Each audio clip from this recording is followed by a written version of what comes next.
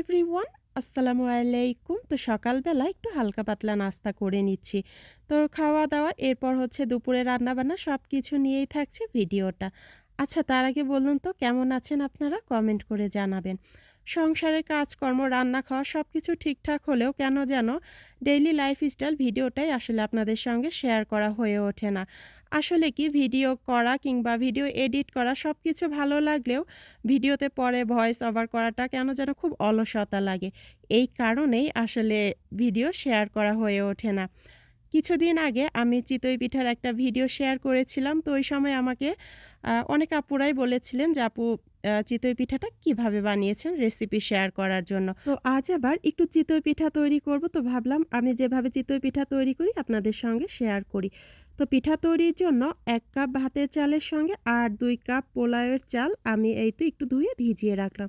চালগুলো ভিজতে থাক। দুপুরে রান্না যখন হয়ে যাবে, রান্না শেষে তারপর হচ্ছে চাল ব্লেন্ড করে তারপরে পিঠা তৈরি করব।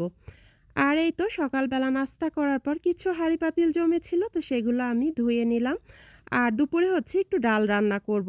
তো ডালগুলো এই তো ধুয়ে চুলায় বসিয়ে দিব। ডাল রান্না করতে মোটামুটি একটু সময় লাগে। তো ডালটা আমি চুলায় বসিয়ে দিলাম, ডালটা সিদ্ধ হতে থাক। আর হচ্ছে একটু করল্লা ভাজি করব। তো করল্লা ভাজিটা বাচ্চারা খেতে মোটামুটি ভালোই পছন্দ করে। তো ভাবলাম করল্লাটা একটু ভাজি করি। তো এই তো করল্লাগুলো ভাজির জন্য আমি রেডি করে নিচ্ছি। এর মধ্যে ডালটাও সিদ্ধ হয়ে গেছে। তো এই তো ডালের মধ্যে পরিমাণ মতো পানি, তারপর হচ্ছে পেঁয়াজ, একটু হলুদের গুঁড়া, আদা রসুন পেস্ট দিয়ে চুলায় বসিয়ে দিলাম। ডালটা রান্না হতে থাক। আর অনেকগুলো তরকারি রান্না করব, তো বেশ ভালোই পেঁয়াজ লাগবে। তো রান্নার জন্য পেঁয়াজও রেডি করে নিলাম। তো ডালটা পাশের চুলায় বসিয়ে দিয়ে এখন করল্লা ভাজিটা করে নিচ্ছি। তো ডালটা একটু সময় নিয়েই জাল দিব, কারণ ডালটা দেখা যায় যত বেশি জাল দেয়া যায় তত কিন্তু খেতে ভালো লাগে। আর হ্যাঁ, আপনারা যারা ভিডিওটা দেখছেন, ভিডিওটা কেমন লাগলো সেটাও কিন্তু কমেন্টের মাধ্যমে জানাবেন। আর ভিডিওটা যদি ভালো লেগে থাকে তাহলে ভিডিওতে একটা লাইক দেওয়ার অনুরোধ রইল। তো এই তো করল্লা ভাজি হয়ে গেছে। এরপর ডালের মধ্যে আমি টমেটোও দিয়েছিলাম। তারপর হচ্ছে একটু পেঁয়াজ রসুন দিয়ে সম্ভার দিয়েছিলাম। তারপর দিয়ে দিলাম একটু ধনিয়া পাতা। তো এরপর একটু ছোট মাছ রান্না করব আলু বেগুন দিয়ে। তো আলু বেগুনটা এই তো সব ধরনের মশলা দিয়ে মেখে এরপর ছোট মাছ দিয়ে দিলাম। এরপর এতে একটু ঝোলের পানি দিয়ে ছোট মাছটাও রান্না হচ্ছে। আর এরপর হচ্ছে একটু চিংড়ি মাছ ভুনা করব। তো বাচ্চারা দেখা যায় আ মাছ খেতে খুব একটা তো পছন্দ করে না। তারপর আবার ছোট মাছ, তো ওরা দেখা যায় চিংড়ি মাছ, তারপর হচ্ছে চিকেন, এগুলোই বেশি পছন্দ করে। তো ছোট মাছটাও রান্না হয়ে গেছে। ধনিয়া পাতা দিয়ে আমি নামিয়ে নিলাম। এরপর চিংড়ি মাছ ভুনাটা হচ্ছে, আর এখন হচ্ছে কোরাল মাছটা আমি একটু ভেজে নিচ্ছি। তো কোরাল মাছটা ভেজে এরপর এই তো মসলা কষিয়ে আমি মাছটাও একটু মসলার সঙ্গে কষিয়ে নিব। কষিয়ে তারপর ঝোলের জন্য পানি দিয়ে দিব। তো এই তো রান্নাবান্না। এরপর হচ্ছে একটু মুরগির মাংসও রান্না করব। তো কোরাল মাছে ঝোলের জন্য পানি দিয়ে এরপর আমি একটু টমেটোও দিয়ে দিয়েছিলাম। আর টমেটো দিয়ে মাছ ভুনাটা খেতে বেশ ভালোই লাগে। এরপর এই তো তরকারি রান্নাটা কিন্তু হয়ে গেছে। তো একটু ধনিয়া পাতা দিয়ে দিলাম। আর এখন হচ্ছে মুরগির মাংসটা সব ধরনের মসলা দিয়ে মেখে তারপর আমি চুলায় বসিয়ে দিব।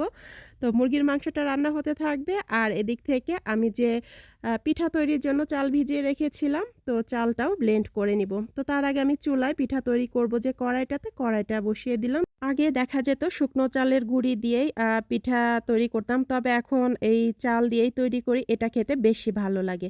তো এখানে এই তো চাল, তারপর হচ্ছে পানি আর হচ্ছে লবণ দিয়ে আমি খুব ভালোভাবে ব্লেন্ড করে নিচ্ছি। আর এটা হচ্ছে খুব বেশি ঘন কিংবা খুব বেশি পাতলাও কিন্তু হবে না পিঠার ব্যাটারটা।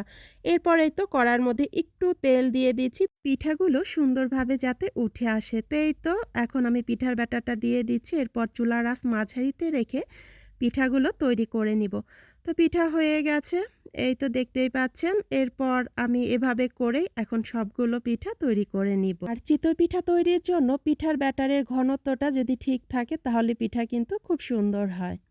আর পিঠাগুলো দেখতেও বেশ সুন্দর হয়েছে আর খেতেও কিন্তু ভালো লেগেছে।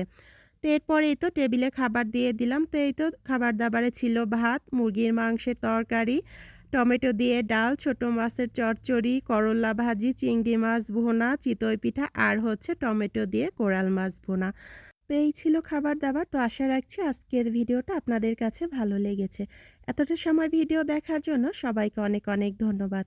আল্লাহ হাফেজ। আসসালামু আলাইকুম।